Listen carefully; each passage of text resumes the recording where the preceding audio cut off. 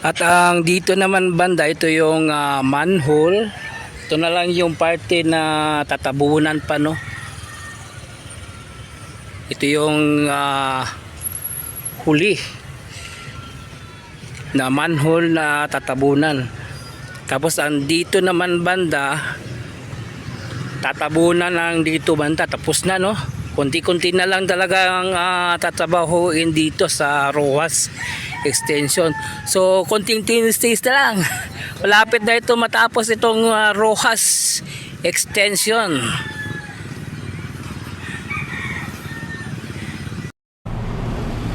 안녕하세요 여러분. 잘 지내세요?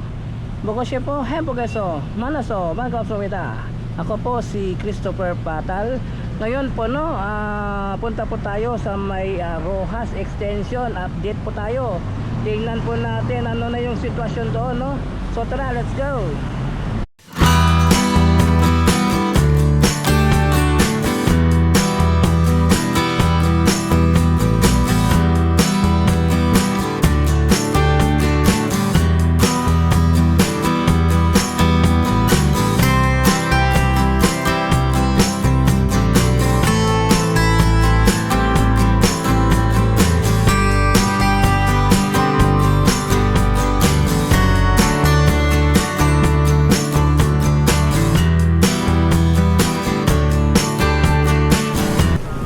Yung kahapon, doon po tayo sa may MAA flyover.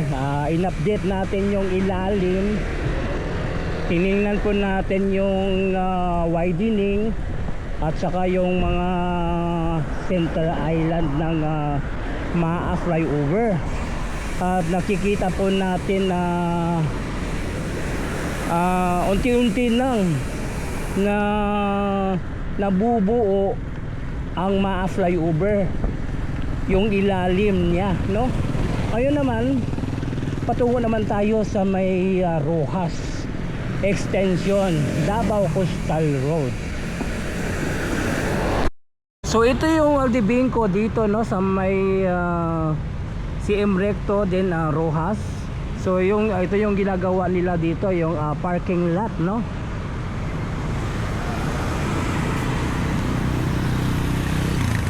So pinapaganda itong lugar na ito para sa parking lot, no? Akala ko building yung gagawin dito, yung pala parking lot, no? So ito po yun, no? Area, oh, yan.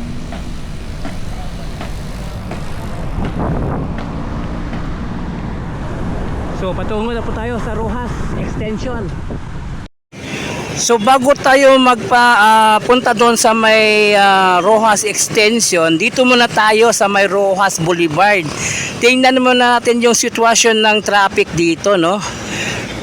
Yung galing sa may Magsaysay, then ito naman galing sa may ROAS Night Market.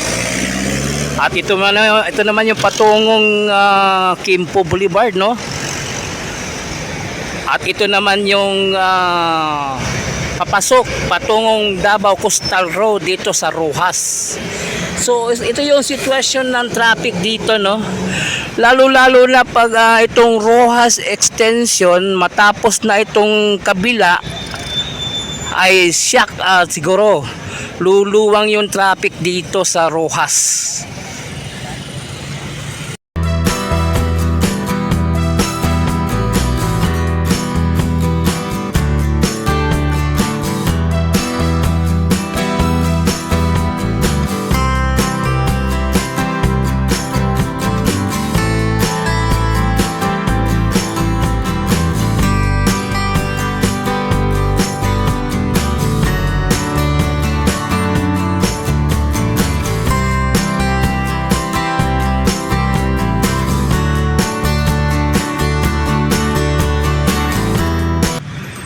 So ito yung sitwasyon dito sa may ROAS extension, no. Ito yung ilalim nito is yung box culvert. papatungan na lang ito ng espalto. Then ito yung gitna, ito yung center island, no. Nilagyan ng bricks. Ito, tingnan nyo. Yan, nilagyan ng bricks hanggang sa dulo yun, no. Yan, no. Patungo doon sa may cover court banda. Yung paglagay ng center island, puro mga bricks.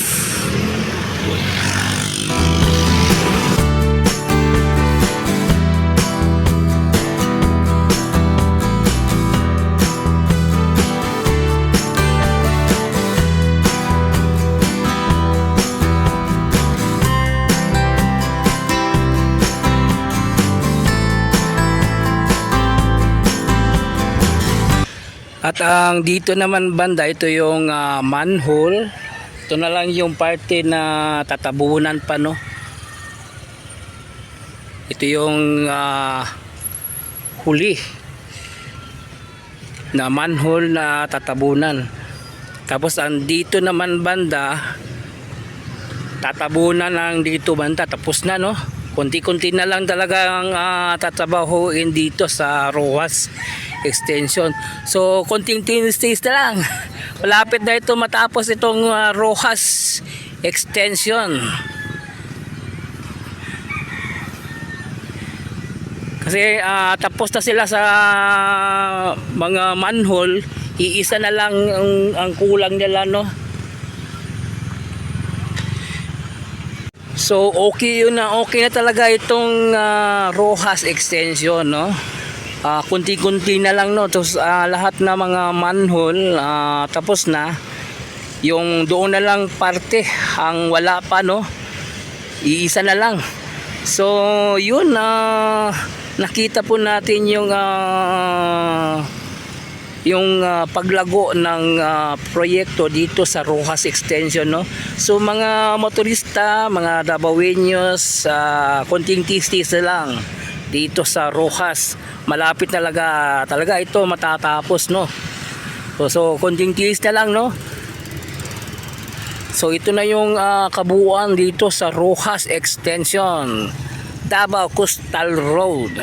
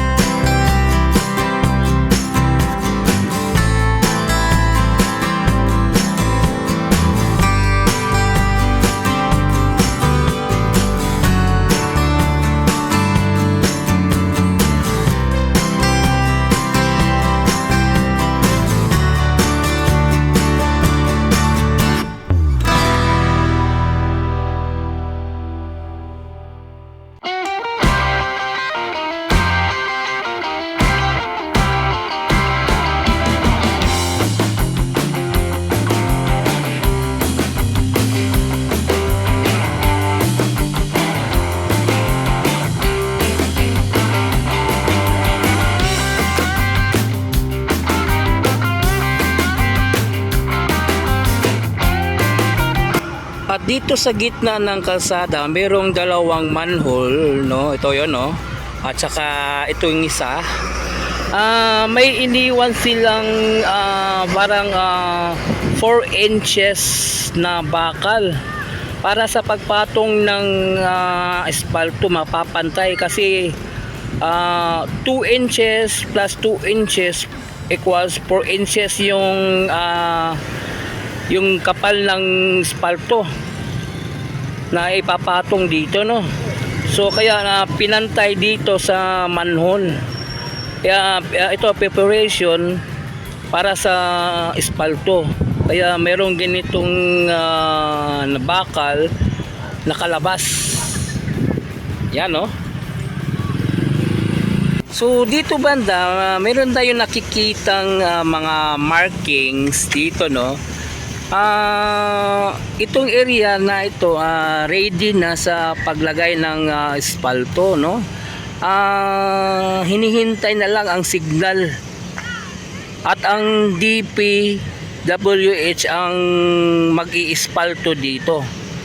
Hinihintay na lang nila yung signal, pero itong area prepare na ito sa pag-espalto. Pero hindi natin alam kung kailan ito mai-espalto, depende sa signal ng DP.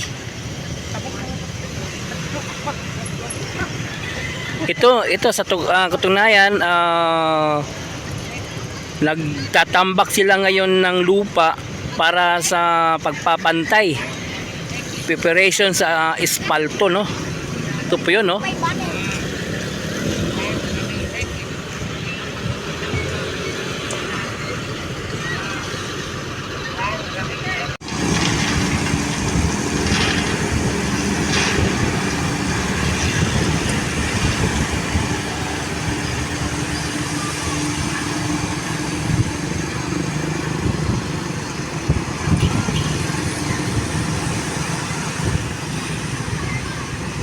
So yung binuhusan ng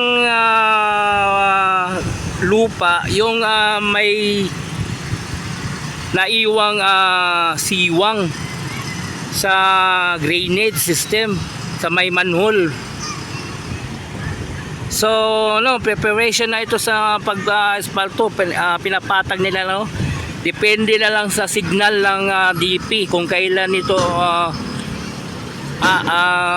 iispaltuhin itong Rojas extension.